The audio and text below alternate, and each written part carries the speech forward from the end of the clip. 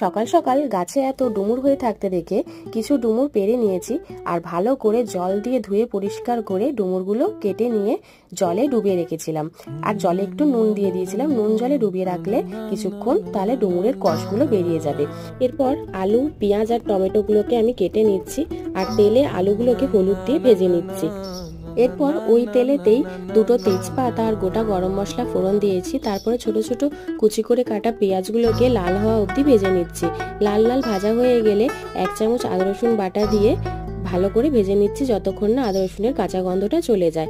একটু ভাজা ভাজা হয়ে গেলে কাঁচা লঙ্কা, টমেটো, লঙ্কা গুঁড়ো, হলুদ গুঁড়ো, জিরে গুঁড়ো, ধনে গুঁড়ো আর একটু নুন দিয়ে মশলাটাকে ভালো করে কষিয়ে নিচ্ছি। তারপর আগে থেকে ভেজে রাখা আলু আর ডুমুরগুলোকে দিয়ে ভালো করে কষিয়ে নিচ্ছি। একটু কষা হয়ে গেলে 1/2 কাপ মতো জল দিয়ে দিচ্ছি। তারপরে ঢেকে এটাকে আমি 20 মিনিট মতো সিদ্ধ হতে দেবো। আজকে একটু গরম মশলা আর ঘি দিয়ে দিলেই রেডি ডুমুরের কষা।